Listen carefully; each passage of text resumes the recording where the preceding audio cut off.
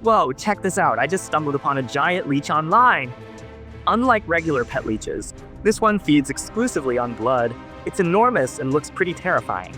It's much larger than regular leeches. In comparison, regular leeches are much smaller, but they're still highly dangerous.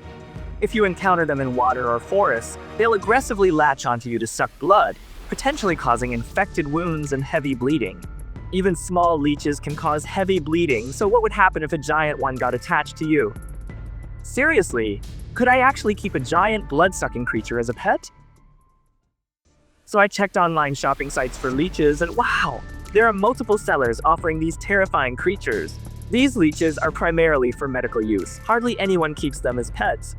I grabbed the largest one they had for under $5, a total bargain. 2 days later, the delivery arrived. I rushed to pick up my package the minute it got here.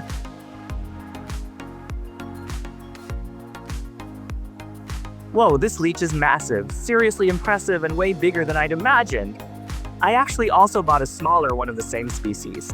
When placed side by side, the size difference is strikingly evident. When I tried putting this giant leech on my partner's hand, she totally freaked out. This leech looks seriously snake-like. If you're scared of that kind of creature, it might be a total nightmare for you, no kidding. Alright, let's name this leech V here. Sounds pretty awesome, right? Check out Ver next to my arm. Doesn't that make your skin crawl? Over the next 30 days, I'll be tracking her blood feeding and breeding process. This is gonna be insanely interesting. Seriously, don't miss it. Alright, time for weigh-in.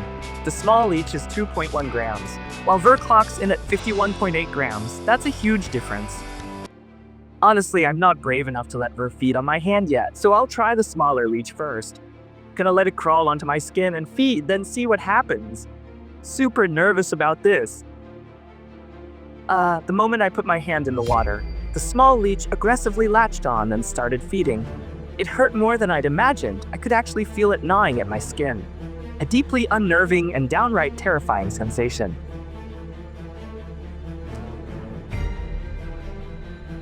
After about 10 minutes, I could feel its body swelling. Time to stop the feeding session.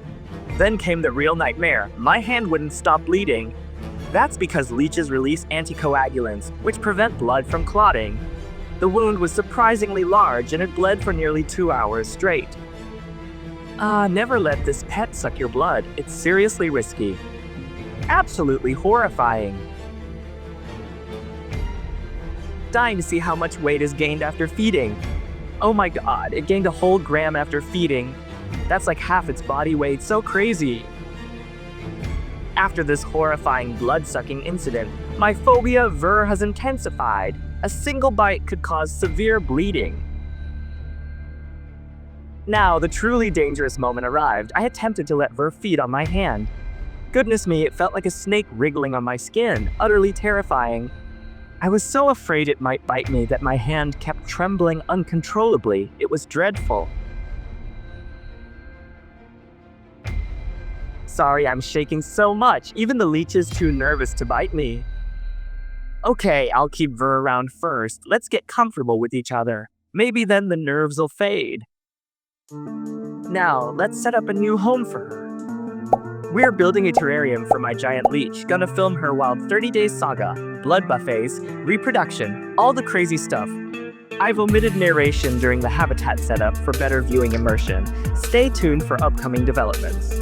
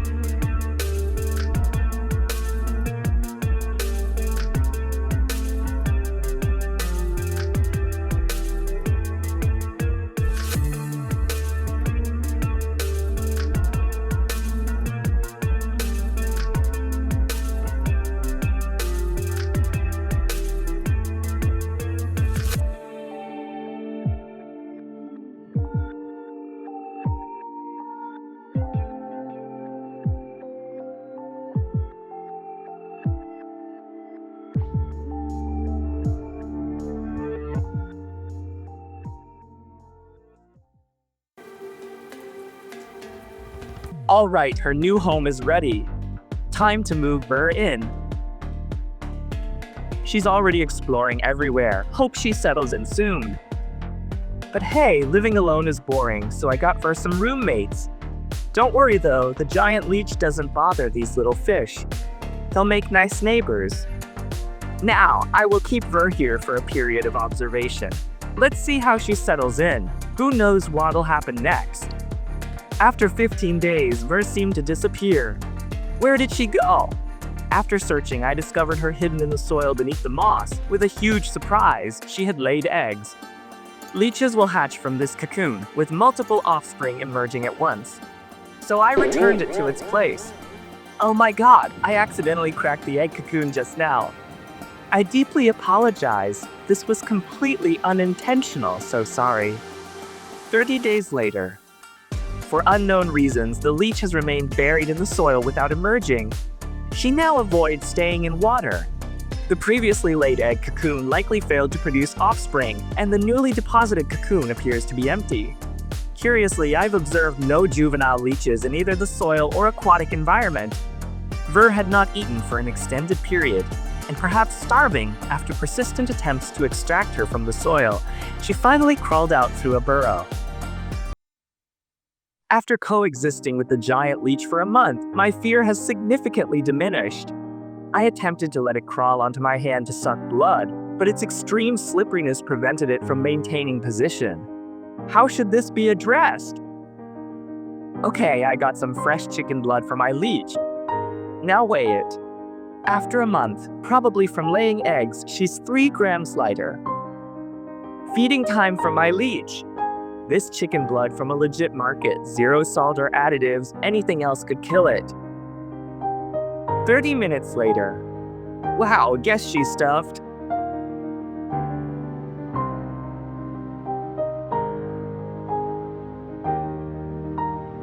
Weighed her again, only gained 0.2 grams. That's wild. Okay, that's a wrap for today. More funny pets coming soon. Got ideas? Tell us below. Welcome to like and subscribe. Thanks.